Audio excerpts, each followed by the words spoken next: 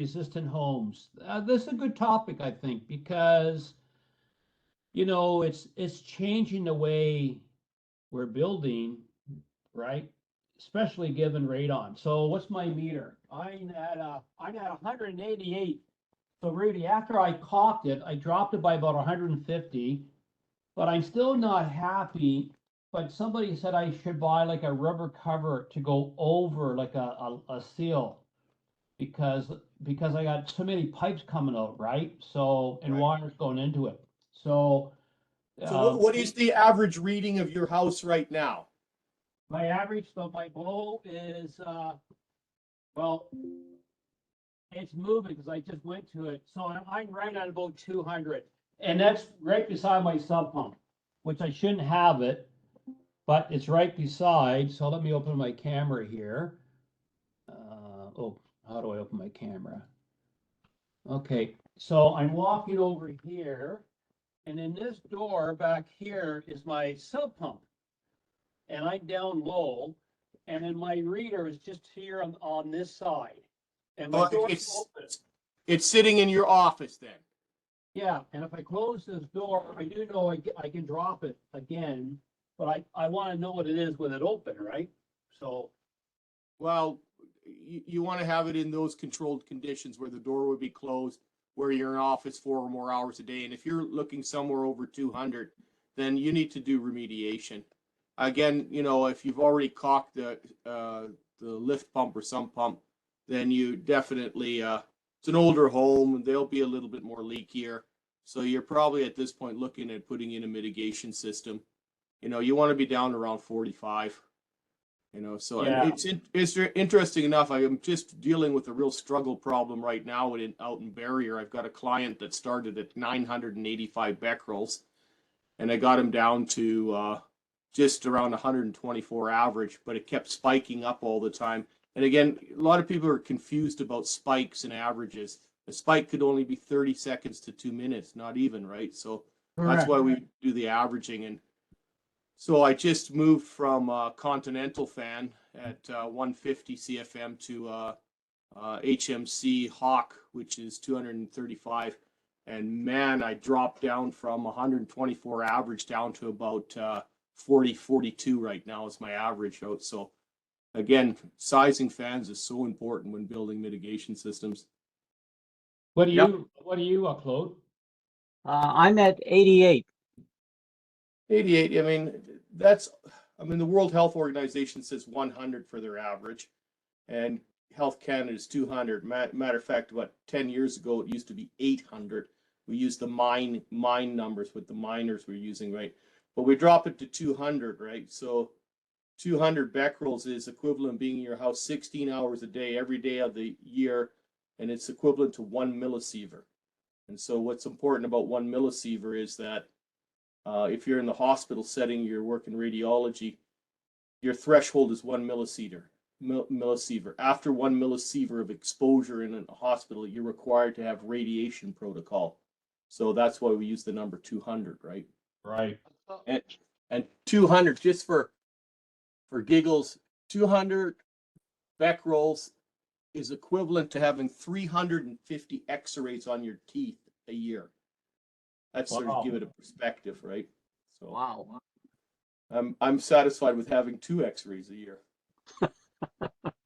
So I'm going to do a couple more little things, and after that, I'll probably look at because as I mentioned, my concrete floor is dead on the older part, but I'm going to put it upstairs. But I live in the basement, so that's where I live, right? That's where my office is. So yeah, well, from our prior discussions or classes here, Health Canada's radiation protocol for radon is any room that can or will be or is occupied more than 4 hours a day.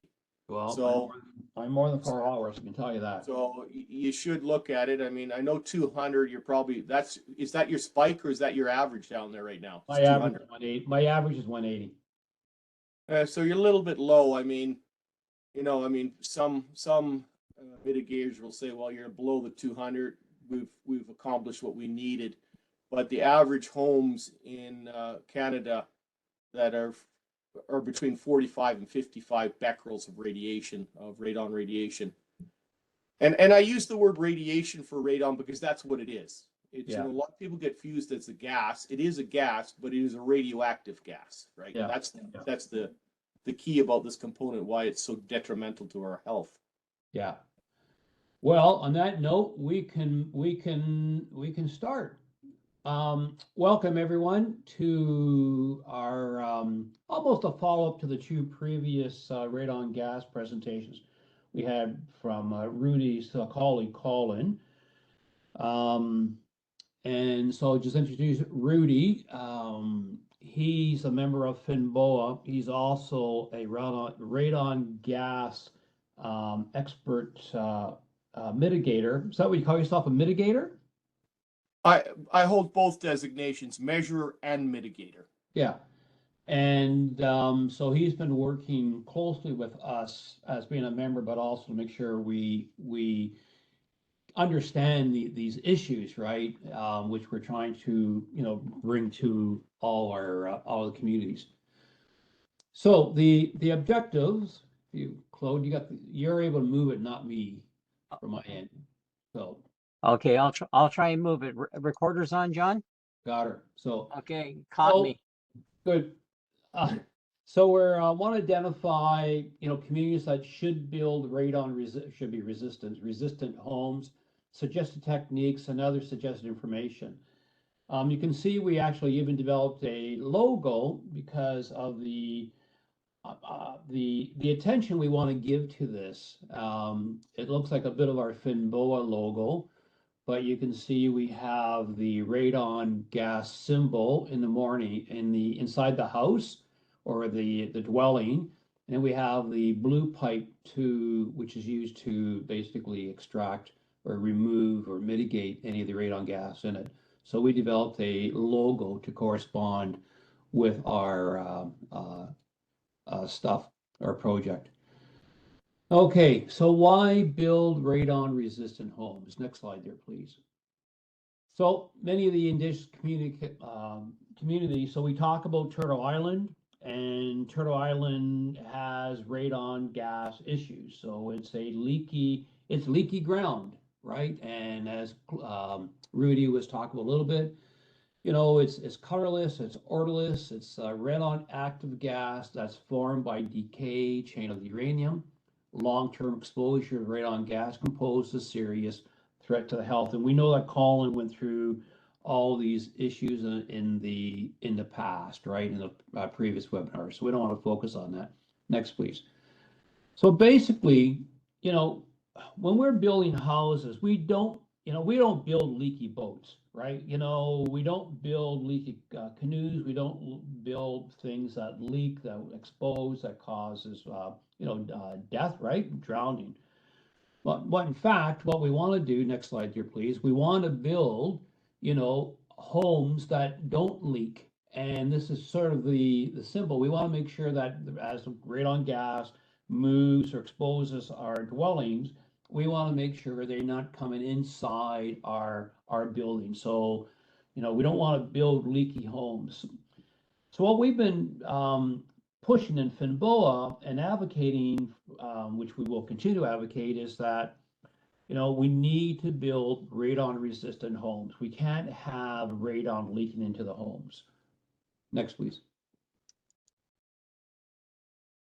So what is radon gas?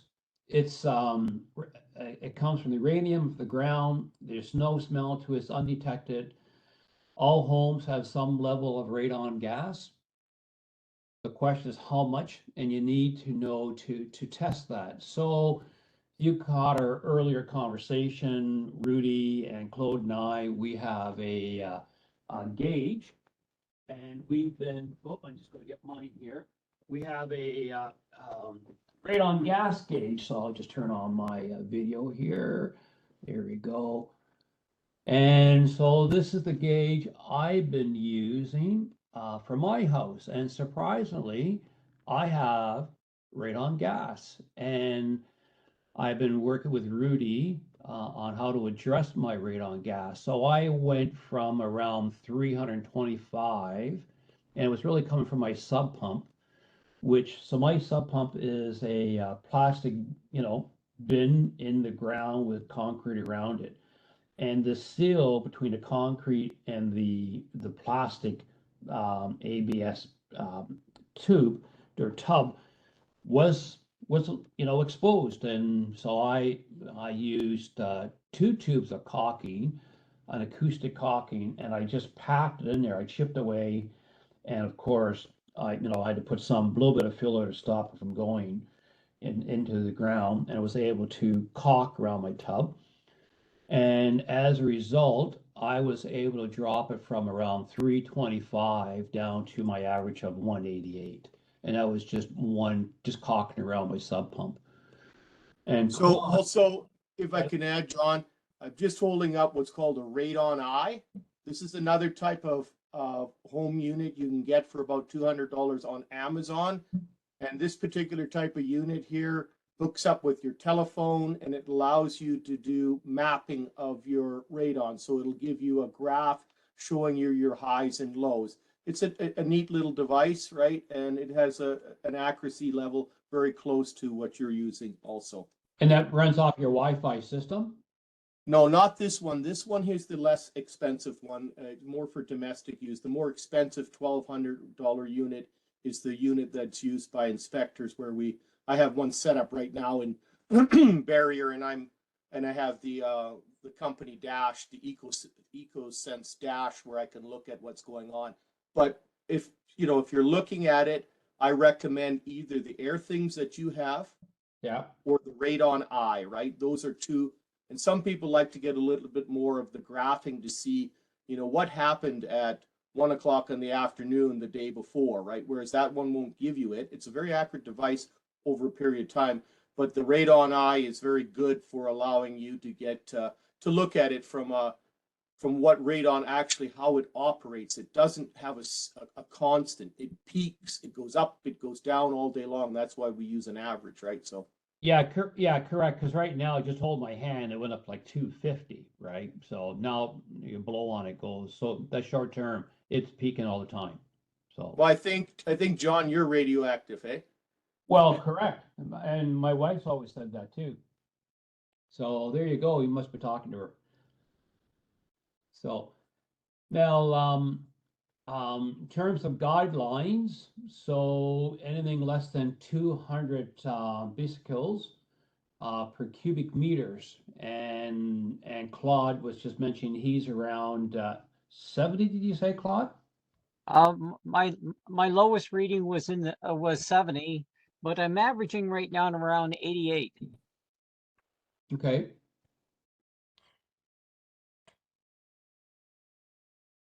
Next slide there. So these are the health risks, and why it's becoming such a dominant discussion, mainly because a lot of the grounds where First Nations are located have a very high radon gas, and as a result of the high radon gas, we know that people smoke in these communities. So this is just adding to the major health effects. And so the big one is radon exposures. A number of cases causes lung cancer to non-smokers. And it's one of the largest killers, believe it or not, next to lung cancer. So it's very detrimental to people's health. And now it's becoming more of a push these days because we're starting to realize the health consequences it is having on homes. As a matter of fact, we're actually into radon gas awareness month for the month of November. Correct, Rudy? That is correct. It's radon awareness, and I think it's also mustache Movember too. So Right. Grow a mustache and look at your radon meter. There you go. Next, please. So this next graph diagram here, Claude, thanks, shows how radon impedes a home. And you can see it happens. So you can see It's in the groundwater, which I believe is my source. And you can see it's coming through the sub pump. So that's really my big argument I'm having for my exposure, I think. I also have cracks in my older part of my house. My foundation, this floor is 1928, and they really didn't use big concrete back then. You can sort of see the cracks through the side of the walls, through the windows in the basement, coming up through the shower. Is that really realistic up to a second floor, Rudy?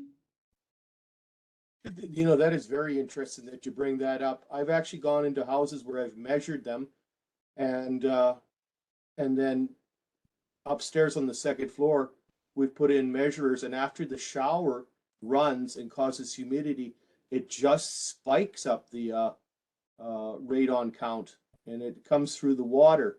The other thing to remember about this picture here, it becomes even a larger issue when winter starts, because everything around the house freezes, the soil, and the house is a heat sink now.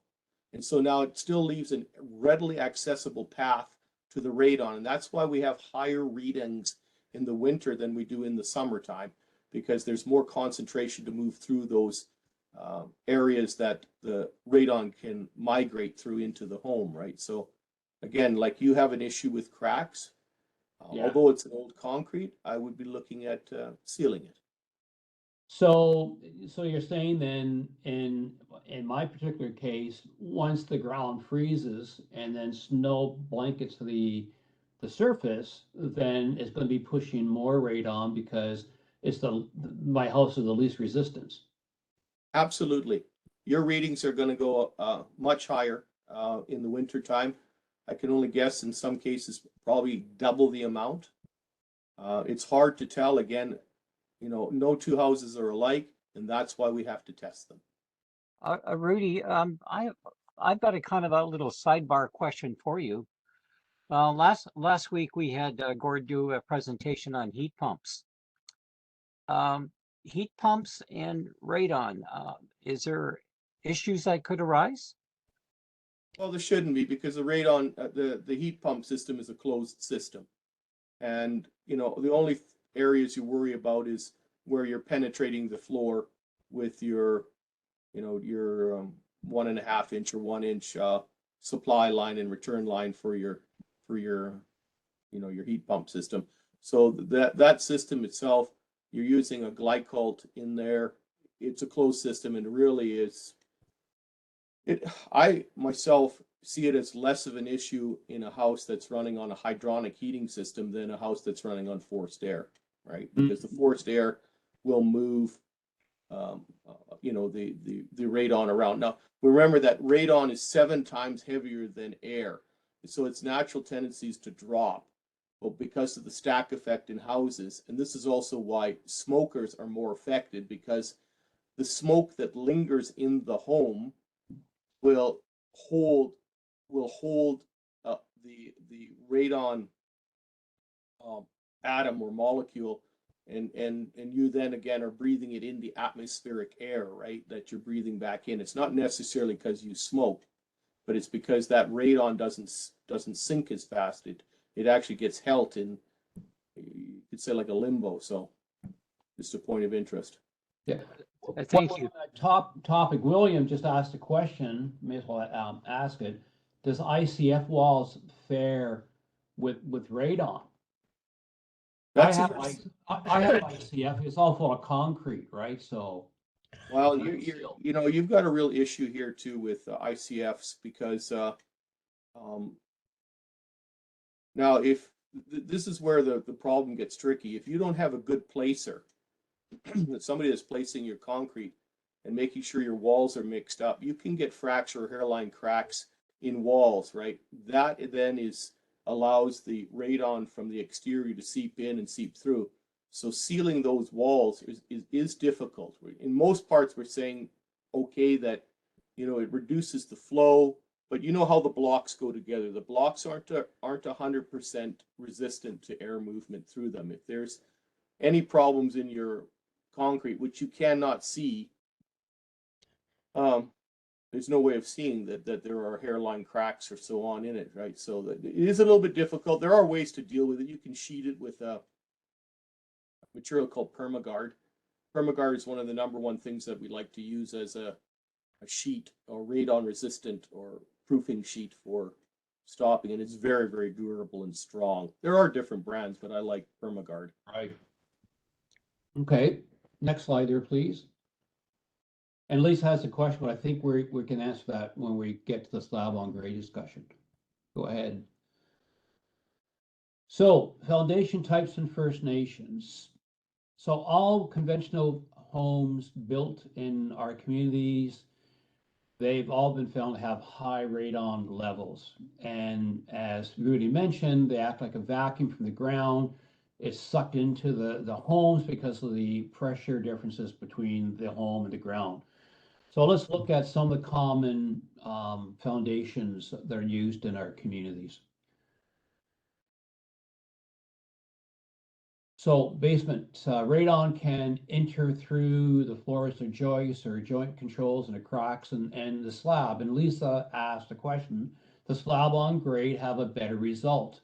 X, X the legalistic system. I'm not sure what that was, Lisa, what you're asking. The quick answer is no. Okay. All right. Next slide. So there's radon enter through, where the basement slab built on grade has just as many openings to allow radon to enter as to the basements. Now, slab on grade, right, Rudy, that's the go-to, right, for many of the First Nation communities.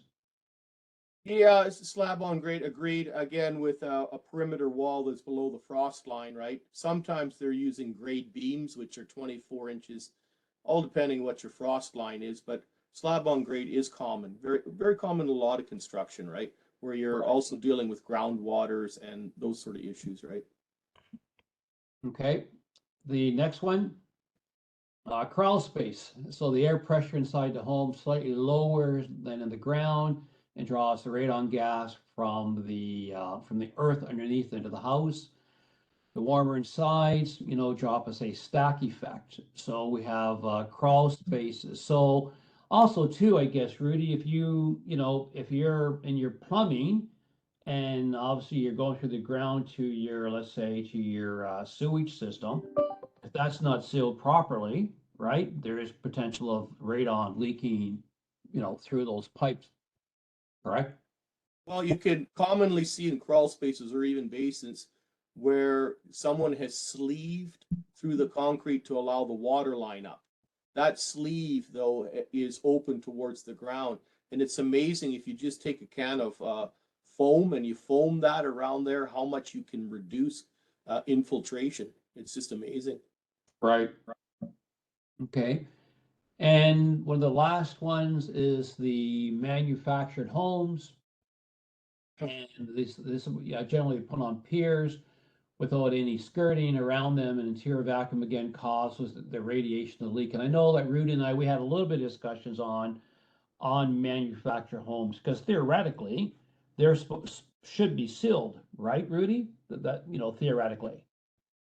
Well, to most part, most of the homes that are landed, there'll only be 1 or 2 penetrations. The one penetration being for water, the other being for electricity, and you would have a penetration for the vent. And if those are sealed correctly, then you basically have an airtight envelope there, right?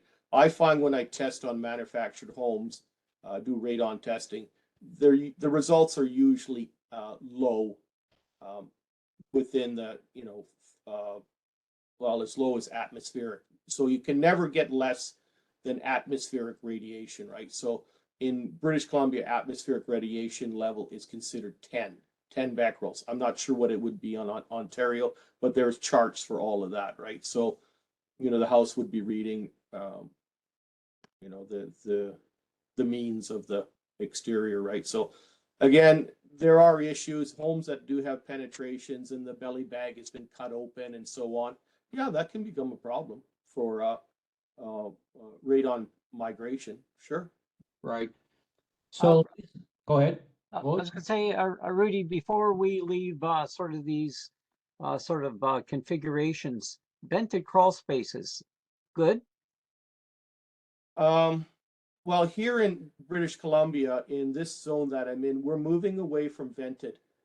We're realizing that vented or three-season crawl spaces aren't good. They're not good at all, right? Because what happens, it's very much an interactive crawl space, and if you're not closing the shutters and putting your piece of insulation in for the winter, you get temperature problems. So I recommend that we condition all crawl spaces. Now, manufactured homes, you don't really condition the crawl space, but on a crawl space on any other type of home, I would consider always conditioning it, right? So that it has, that it's warm, cold, and it's moving humidity, right? So that's my thoughts on, and to answer your question, Claude, if you have a vented crawl space, the chances are very low to none that you're going to have a buildup of radon in that environment that will then leach or seep up into a manufactured home. So it's Yeah, look at it. yeah, I was wondering because I would say about 2/3 of my house is basement, and about 1/3 it actually is a vented crawl space. So, just curious. Certainly, that might have an impact on the readings I get. It will. Oh, definitely. It will reduce the amount of reading. So once you're flushing out air in any confined space, example would be if you've got a basement that you've got high radon readings and you open your windows, well, you're going to reduce that amount of accumulation, right? So it works, but then again, you have to decide, if I want to have a base crawl space or basement or a sub with venting that your floors are cold, your feet are cold, you increase your energy costs. It's just, so there are a lot of factors to weigh in on vented basements or vented spaces. Yeah, so sealing them up for the winter, certainly I should possibly expect an increase in my numbers. You'll get an increase in your numbers, and hopefully those people are interactive with those spaces and realize that they have to do that. And that's usually not the case, right? The last thing you look at is your spare tire until you need it, right? So That's so true. Thank you. so while we're on the foundation, so Lisa did provide so Legalet is a system that has styrofoam and concrete within the floor heating the slab. So does that have any impact on radon coming up? Do you know that system, Rudy? Oh, very familiar with them. We tend nowadays also, and just on a standard home, is that, I know we have a system where it says in the building codes, in the particular building codes, you need to have 3/4 inch crushed gravel, and then you have to have a poly barrier, and then you put your concrete on there. But a lot of people are also going to where they've got their crushed gravel, they put down their styrofoam, their mesh, their poly, and then their mesh, and then they do that to create warmth, right? Now with hydronic heating systems in slab, they've got, I think Colin talked about it last time too. They have a click type styrofoam where you can lay in your hydronics. It's really new stuff. It's expensive, but it's good. But all in all, you're still, regardless whether you put hydronic heating system in your floors, you're required to seal the envelope below that hydronic heating system, right? So you're still putting in your polys, right? Most people put in 10 mil poly. I know they lap it, but you should actually tape it and seal it to the foundation edge to make a sealed system. But you're going to get into that in regards to the phases for particular systems.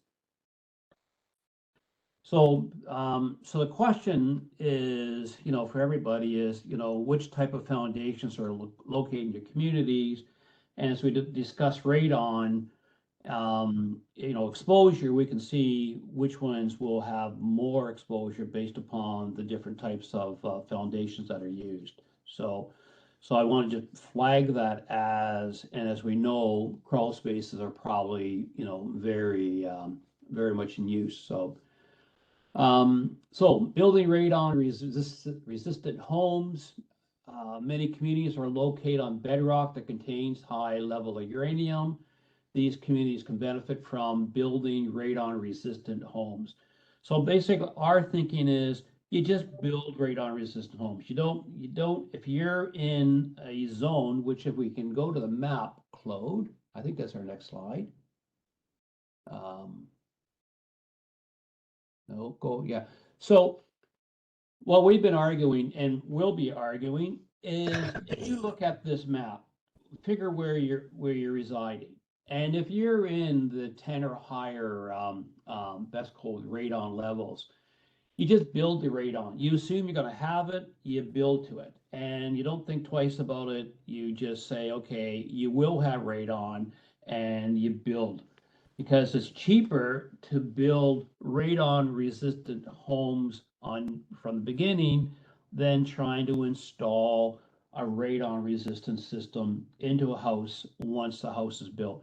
Now, Rudy, what is the cost differences? So if I'm building a new home and I'm in the red zone, you know, what would that cost be to build?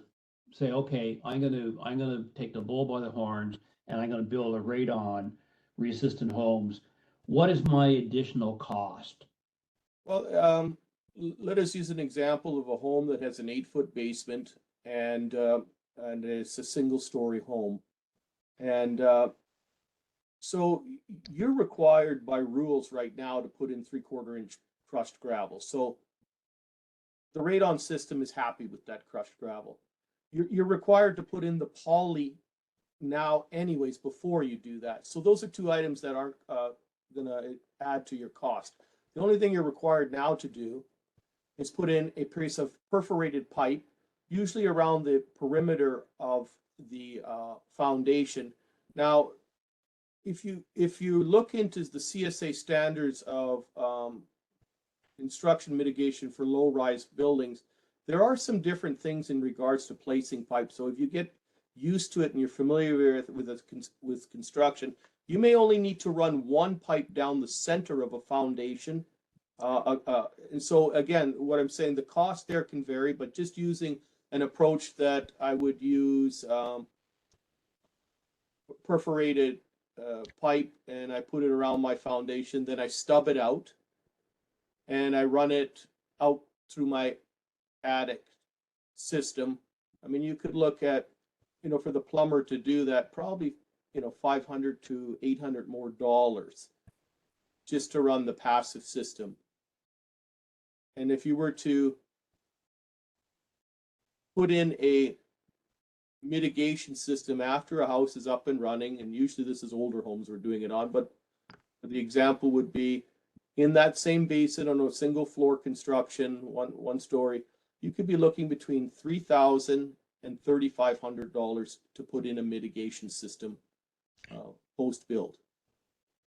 Plus electrical power to run it. Yes, you know, that's interesting that you say that, because in any of my quotes, I do not include electricity. I will run an extension cord, but that is incumbent on the client to have their own electrician come in and do that. Because technically here in BC, you're required to be an electrician to put outlets in, and you must pull a permit with a Technical Safe BC to do that, right? So I don't, you know. So Yeah, that's not going to be 50 cents and a cup of coffee, right? That's going to be that's right. At least a good G note right there. And my liability insurance that's set up for radon installation does clarify that I'm not allowed to do that. So basically what we're arguing, and you know, is also with the experts, Health Canada and people like, you know, in Rudy's profession, we're just saying, if you're in that high area, you must build radon resistant homes. Don't think twice, just do it. Put the cost in now. Next, please.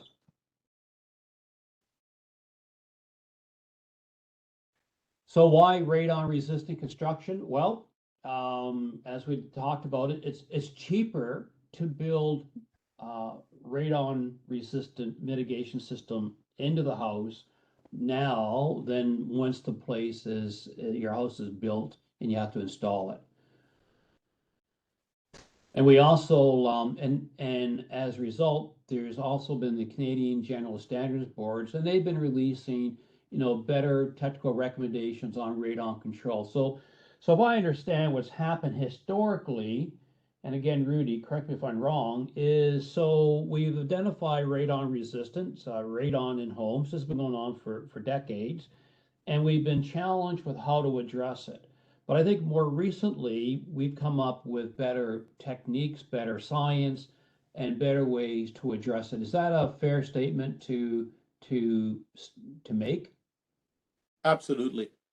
The building components are evolving every day. We're seeing newer types of products, newer designs, newer methods, and yeah, it's becoming a little bit on the easier side to combat the problem of radon mitigation in a home, right? And that's the example right away under new construction. We're better off just laying that pipe in there, and even if in some areas, I'm not sure back east, but in some areas you just have to stub the pipe out. That's all you got to do. Cap it off, and then when the house is fully occupied and running, then you do your radon test. And if the radon test is more than 200, then you activate the pipe. Boy, that's the fastest way to go. I think that's a fantastic idea. Yeah. Okay, next, please.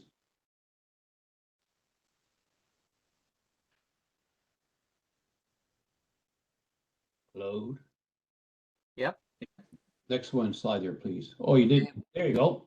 God, it happened so quick. Oh. Yeah. So also, there's also, in addition to our advocacy, there's also the Canadian National Radon Proficiency Program, and provide information on radon mitigation training for new construction. There's CARST, which is the organization that really belongs to. So there's a number of organizations and training materials to help in terms of building radon resistant construction. So next, please. So if we go back to the Canadian standards, they're putting forward 3 levels of radon resistance. So level 1 is roughen for active soil depressurization. Level 2, a full pass of vertical radon stack. And 3, full active soil depressurization system. Now I'm going to turn this over to the experts of Rudy and Claude to go through what does this all mean. So over to you guys. Level 1 is basically what we've initially talked about in new construction. We want to put the pipe underneath the slab, and we want to put our crushed gravel 4 inches above that. By the way, it's interesting too, because I'm just dealing with a project right now where they figure they could just put the radon pipe in and then pour the concrete over top of it. No, you have to have 4 inches of gravel over that radon pipe. And under level 1, so you're sealing, it's important to seal the poly underneath the unit. Now, this is interesting about poly. In areas that you may have readings that are not that high, 10 mil poly is again not bad. Now, I've heard a few things about polys breaking down after time, and I think Colin indicated that there was not much indication to that, but that's not exactly true either. Now, in Kamloops, we have high alkalinity in our soils, right? So we use concrete that is sulfate resistant, right? And so the high alkalinity in the soil actually does deteriorate the poly. So, and I have seen it myself. So this is a very interesting point of where you're installing that particular poly, and that's why the brand Perminator, which I use, is a green material, is resistant to that, is also very strong. So choices are also important. Which type of plastic seal you put down. And then for level 1, it is only required to stub it out and then cap it. And so there is no way to know on any home how much radiation it has until that home is brought online. active and it's got the doors, the windows closed, the heating system, and it's running. Then you do a radon test, and that'll give you your levels.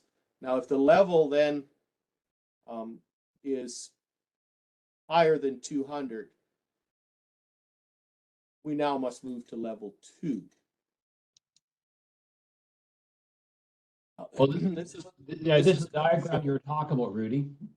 This is what I was talking about earlier in regards to providing the piping underneath. Now, in the other section where it shows gravel not shown, radon mitigation pipe on the perforated around the perimeter.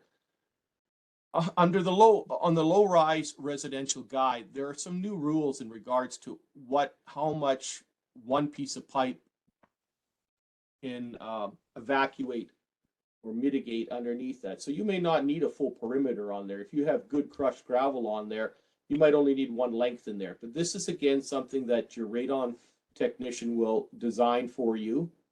And again, that's an interesting point. Many of the engineering companies that are out there, they got engineers that are smart cookies, but you need to ask them, do they have their certification for the national radon? Are they measurers? Are they mitigators? Are they designers? Because just because you're a well-knowledge and you went to school doesn't mean you know what you need to know about radon, right? Radon designing systems can get complicated.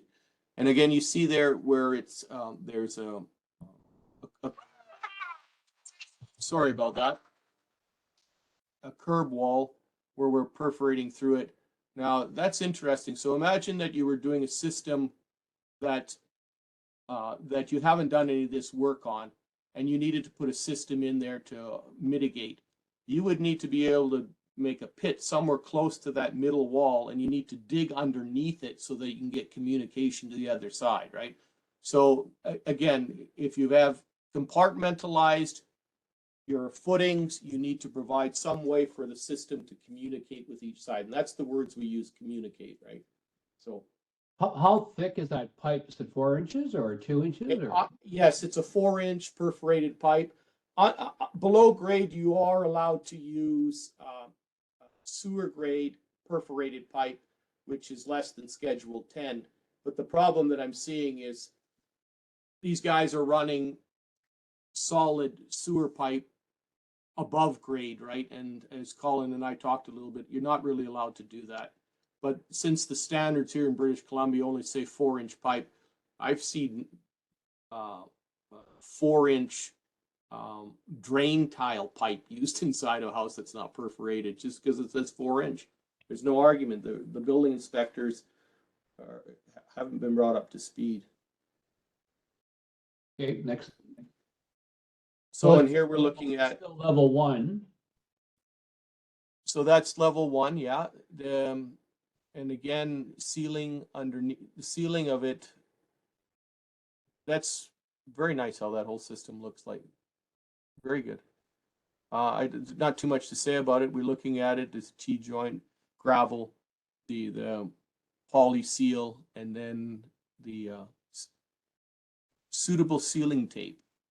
Yeah, you want to seal the under the brand Perminator. They have a whole detailed section on how to seal around penetrations, right? So it's important to seal the penetration. And if you don't do it there, you're going to be required to use a Sikaflex above the slab, which Sikaflex has a great expansion rate, so it's a good material. You're on. Next. Yeah, again, another side view cut. Okay, next. Just to go back quickly on that one picture, if you could, Claude. Yep. One back. Yeah. Now, this is really interesting too, and I think any of the designers and builders here should think closely about where that pipe comes out in the slab downstairs in the basement or crawl space, or even slab on grade. Be very careful where you bring it out. And there's not never enough discussion about this, But since I've done so many mitigation systems after the fact, and I've seen some of these things where I've hooked to them, I can't use them because they're located underneath a bedroom. And so now I'm hooking up a fan and I'm running these systems, you know, next to a bedroom. And a lot of people just, you know, some people don't mind it, but a lot of people don't like the sound of, you know, these fans that are running. And, you know, some of the fans have 40 decibels that they run at commonly. And the brand that I'm using, the Hawk, is running at 30 decibels. It's much more quieter, but there's a noticeable sound, right? So really important where you're going to locate your stub to come out of the slab. So think about that. I assume you want that coming out in your furnace room, right? Yeah, most likely in the furnace room.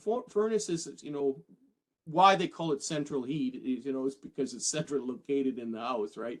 And usually those areas, hopefully, are as the penetration goes up to the next floor and so on. It doesn't go on the back wall of a bedroom or so on, right? Just want to stay away from those walls near bedrooms, right?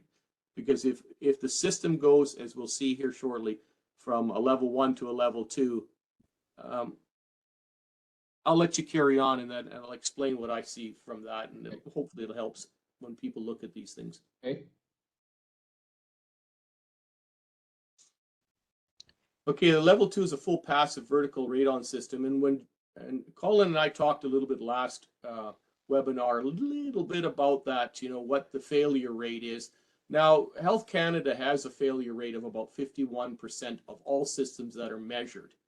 So again, until you measure a system, a home, you don't know the amount of radon in it at all. So the full passive vertical radon system is where you've taken the cap off of that stubbed out piece of pipe in the crawl space or basement, and now you've run it completely up to the roof. And that system will allow radon to escape from the slab below, but it's based on the understanding that the slab, there's moisture and heat rises, and the stack effect in the house allows that gas to rise up and out of the building. Now, Yeah, go to the next slide, I think, Claude. Yeah. We require in British Columbia that we no longer are allowing level 1. One more, too. In zone 2, which I live in, we require all systems to be level 2. So there must be a minimum of a passive pipe up through the attic. And so there's really very little consulting of the people like myself that are the radon technologists, you know, to talk about this. And so what I have come to realize when I'm dealing with systems where I've measured a house that has had a passive system and it has a radon count that now I need to move to level 3, and that means installing a fan. And so now I put the fan on there in the basement, and the pipe runs directly up behind in a lot of cases, behind the closet in the master bedroom. I don't know why they design them like that. You fire up that fan, and the next thing you hear that house vibrating. And what happens is, in passive systems, you're only required to band strap the pipe to the wall, right? So you're firmly affixing it to the wall. And so once you stick a fan on, you have harmonics and the vibration, and you got sound, right? And what's happening here in BC, as I mentioned earlier, they're allowing the plumbers to run sewer grade pipe through the house and up as the venting source, because all is required is to be 4-inch. But the problem with that, as John had indicated in the last webinar, that anything that stubs out to the roof is UV susceptible and will break down. The other thing is IPEX, who I've talked to in person, says that their classification for sewer grade pipe is that it's classified as a pipe that is underneath or buried in the ground. So they said to me that you can use it for whatever you want to, but we don't take any responsibility for anything that comes up above the ground. So it's a thin wall that's less than Schedule 10, so it presents some difficulties. And this is why I'm saying when we're looking at installing, this is a very good picture, when installing these systems, that you want to make sure that you're located at the far end of the house, away from sleeping areas, because if you're going to do, and you will eventually do a radon test, and if you need to put a fan in, at least you can reduce the amount of annoyance to individuals that sleep in houses. And you would identify that as part of a blueprint review, correct? Like if, if somebody Absolutely. puts a blueprint says, okay, well, you're gonna recommend, I want the pipe coming out here, and we want, if we need to, we can run up stack up here. I want a power source to be installed here. And because if you don't use the power source, we can use it as an outlet, but at least the source is near there. And theoretically, we can put the fan up against this wall, right? And so a pre-plan would obviously identify all this stuff, correct? Absolutely. Would really, it benefits. It benefits because again, we don't, when we build homes, residential homes, many contractors and builders and even homeowners, they don't talk about sound. It's just not really thought about. But you build a home on a rural area where it's very quiet in the evening, you can hear the refrigerator humming. So the last thing you want to do is you want to hear a fan going 24/7, 365 days a year. That could be annoying, right? For some people it is. Yeah, actually, it's funny you say that because we've been doing work on disabilities and acoustics in buildings and homes, and that's a huge issue, trying to come up with acoustic standards. There are none. Yeah, well, exactly, and it really, and kudos that you're looking at that, because it really can make a house very comfortable, and just it's something that needs to be looked at. Sound is important as well.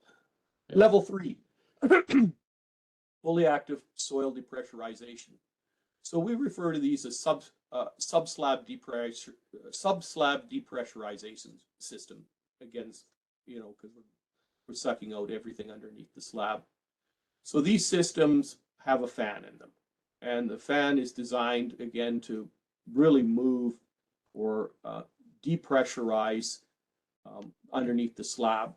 And what is important is, of course, the communication underneath the slab, right? And so when we looked at the earlier pictures of the piping underneath, that piping is so important because it takes, it takes the areas of the building, it communicates, moves it to the pipe at the stub, and then from there on out, you would have a fan. And again, there are some calculations and measurements that are used by individuals as myself to determine what fans to use.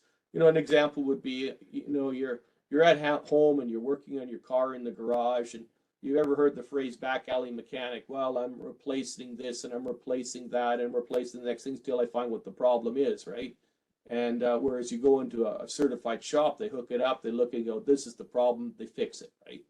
So, and this happens with some mitigators and individuals that do it themselves. They buy a fan, the radon readings aren't where they should be. They buy another fan and so on, instead of actually looking what type of air volume you're moving and what type of readings you're dealing with. So full active soil depressurization systems, level 3, you're really, at this point, you're looking for an individual that is a certified technician or technologist in radon work to do that kind of work. So you'll find often these fans are in the mechanical room, furnace room, and So here, this one's up in the attic. Now this is something very interesting. The American system allows the Americans to install fans in the attic. We here in Canada, it's not to say we don't allow it, we frown very heavily on systems that are installed in attics. And the reason being is they're going to need to be insulated, they need to have an ice guard protector, and they need to have a condensation bypass. So you start getting a system where you have a lot of extra components in there, and it's just better to install the fan in the basement or in the lowest area and then push it out up to the attic. Again, and the reasons being is because of having to make sure that the fan is protected from the cold and also from the collection of humidity, because there's a lot of humidity that comes out from the ground, warm air from underneath your slab, right? So the other thing is we look at this system that you're looking at here, and it shows it being stubbed out to the roof. Well, when we deal with systems where we're mitigating on an older home, we often go out the rim joist. We look at an area that is, you're using setback rules very much the same as the Gas Act in regards to where you vent these systems, right? So you've got to be Yeah, we have pictures of that. We have pictures of that. Two overcload. One more. There we go. Like that, Rudy? Yeah, that is the preferred system to use in British Columbia.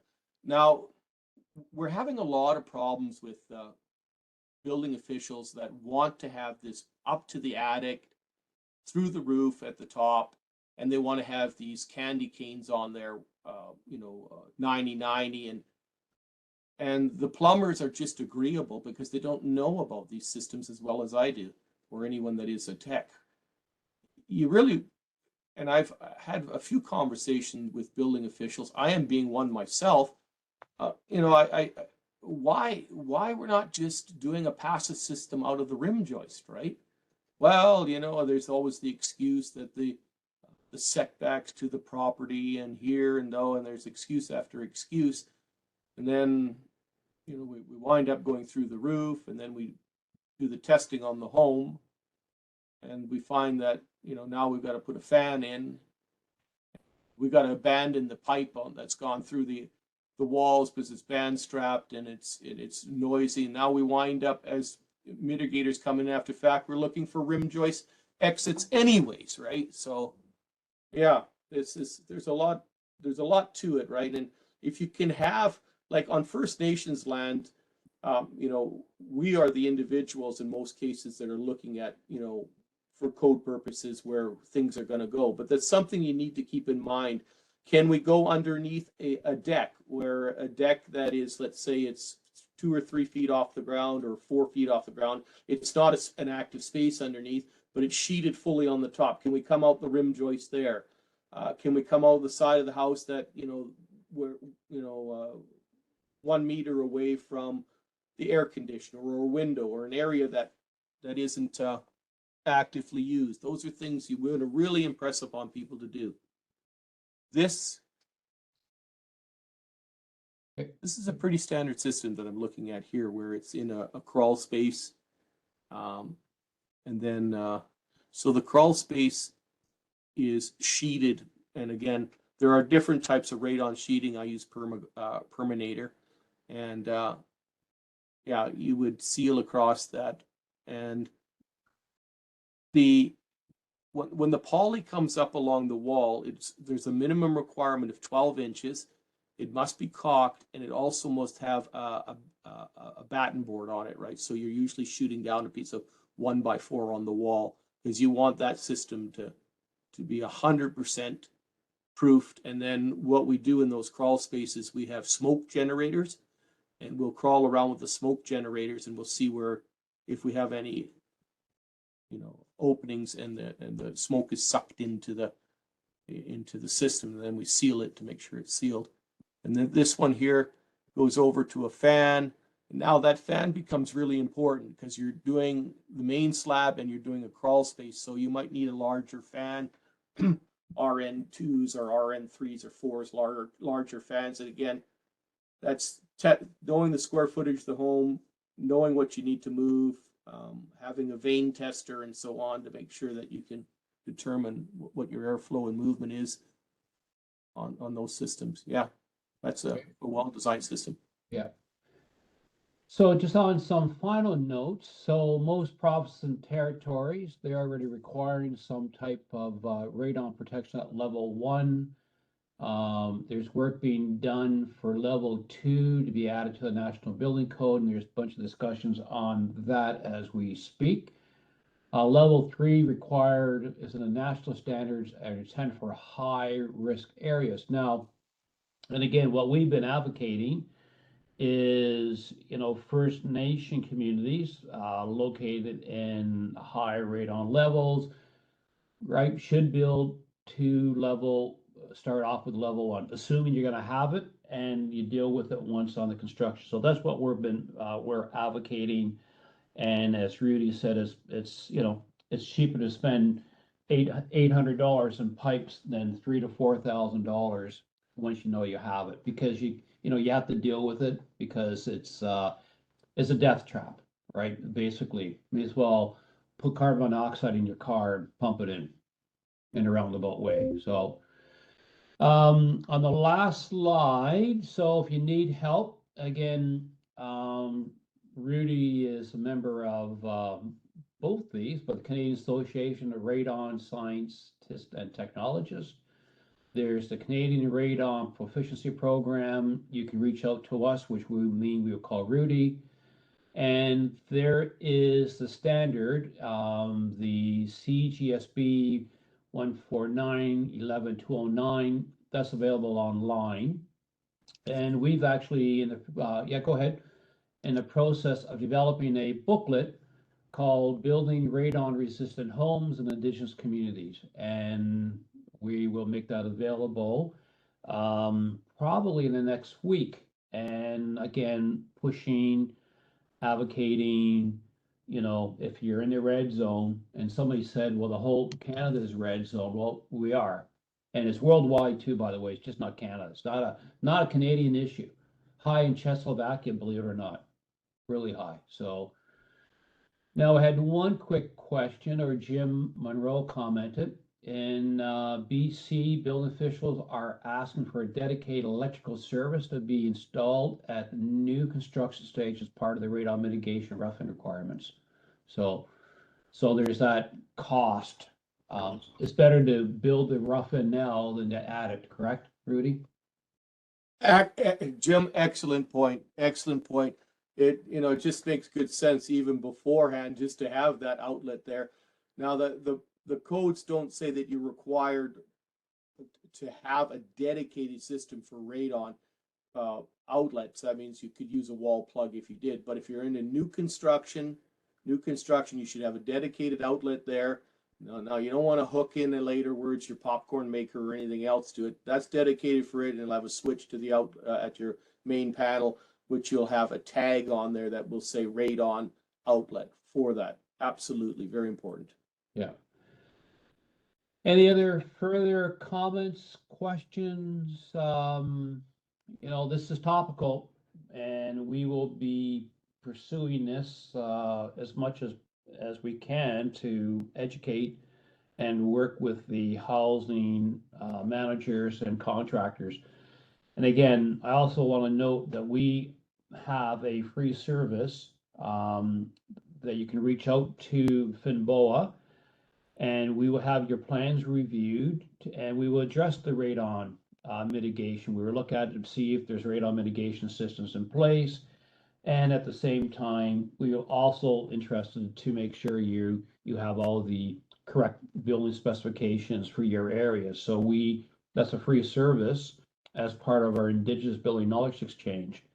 And again, we're sending out some more information to everyone for participation on a first come, first served basis. So Maybe one quick question from Frank French. yeah. Will HRVs work for ventilation? And that is actually, I guess, aimed at for radon removal. Well, that's a tricky question. Usually, HRV, a heat and cover ventilation system, will circulate and move air out. And quite often, HRVs will be used at low end radon levels. So if we're down to, let's say, 60, 70, or even somewhere in that range, and somebody's still not satisfied and they want to get it lower, you would be looking at installing an HRV system. Now that's open for discussion. There really is So if you got a system and you're running 800 or 900 becquerels in your house, that HRV is not going to move that air out. It'll move some of it out, but it won't do the job you needed. So HRVs are good when you're dealing with lower ends. You know, you could be around 200 or so, and you might be able to move 45, 50 becquerels out, but you're still, you know, running at numbers that I'm not quite comfortable with. I mean, I like to get my houses down to around 40, 45, right, where it is the means. So HRVs, I'll give you an example of one right now. I looked at a house up in Sun Peaks, and it was a duplex, and she was running at about 180 with a spiking of about 240, and she was running a daycare system. And so to make a mitigation system, I would need to be able to communicate with both sides of the slab.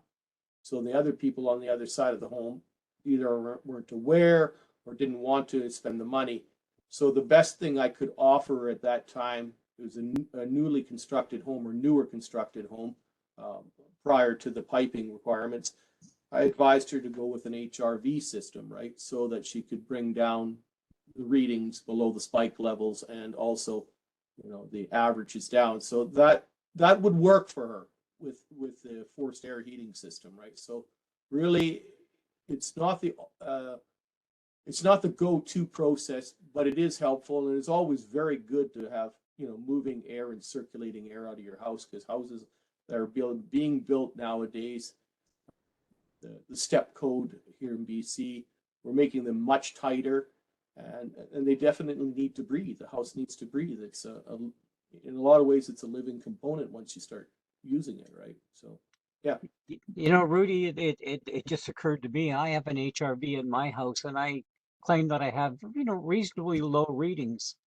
Maybe I should shut it off for a day or two and see what happens. You know what, Claude? I would be happy to learn the science behind that. If you could do that for me, you know, and shut it off for 7 days, and let's see if those readings spike in that house and how far they spike. That would be fantastic to learn that.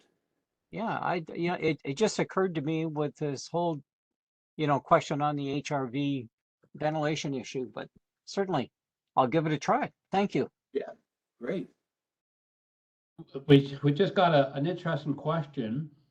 Somebody just got an HRV installed in their home 2 weeks ago, and they weren't left with any instructions on how to run it.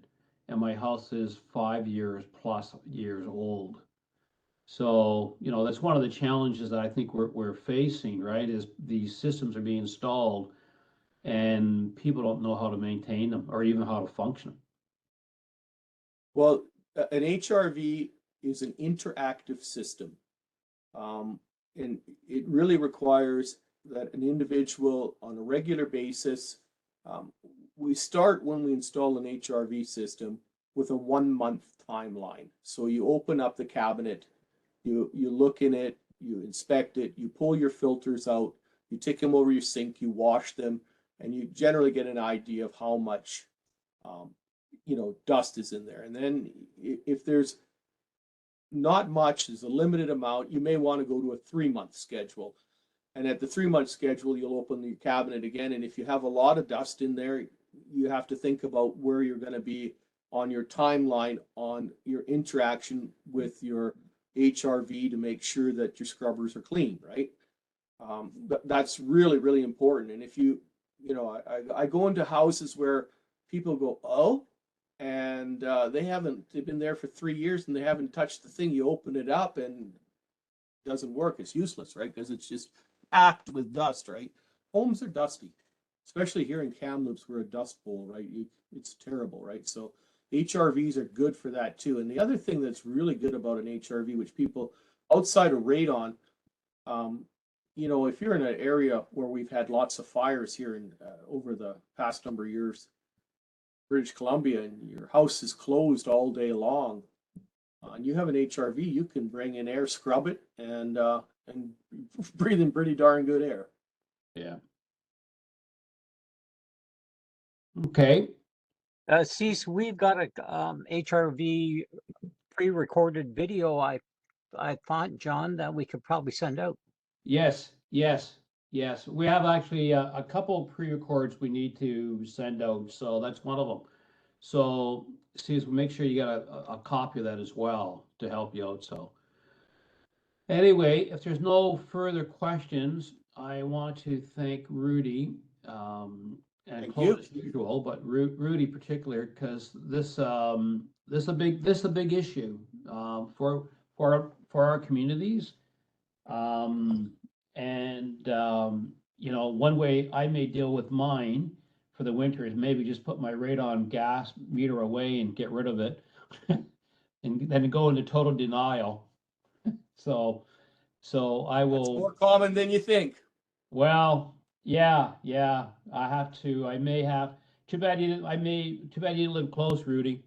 But I might have to get somebody in here in the spring, given I'm going away traveling for a bit, but it's something I'm gonna have to address. And it's I remember. something I haven't really mentioned to my wife either. She sees this little gizmo and haven't really told her what it's all about, so no need to be an alarmist. You're on hot water heating system, right? I am a hot water, yes. Yeah, So my floor is hot water in this area, and if not, I'm forced air. Oh, do have forced air. So again, was Claude shuts the switch off on his HRV, we're going to get a reading from his place, and you might find that you might just need to put an HRV in your home, right? That might be the way to resolve. Yeah. You said something just very interesting just now, which sometimes falls on deaf ears. Don't panic. Don't panic about radon, right? There are ways to deal with it, and you can deal with it, and we can get it to habitable, healthy, and safe readings. So I always encourage everybody that does get high readings. So let's not panic. Let's just look at it rationally. The thing about radon too is it's one of those radioactive gases that it's not, I'm exposed for 3 weeks and I'm going to die. It takes a long time. It takes a long time because the radon itself has a 3.8-day half-life, and then it breaks down into polonium, and it's the polonium that's the worst, right? Now, again, when we talked about HVAC system, HRVs, moving any of that air around and getting it out is always helpful, right? Everything's helpful. Just on a final note, for those going to Winnipeg, for the First Nation National Housing Professionals Association at the end of the month, Marcel's actually given a presentation on the work that he's been doing in Quebec and in northern Manitoba, along with Pam. I don't know if you knew that, Rudy. No, I didn't. Yeah. No, So again, and with Health Canada to also talk about these issues. So, all right, thank you, everyone. And next week we go into a 3 webinar series on subdivisions and zoning. Am I correct on that, Claude? I think that's our next series. I believe it starts on this Thursday. Yeah, and so it's lots of work on subdivisions, and then we probably be talking about radon as well as part of zoning. So, all right, thank you, everyone, and enjoy your day. Thanks, Rudy, Claude. Thank you very much, everyone. Thanks, Thank you. Claude. Thanks, John. Thank you.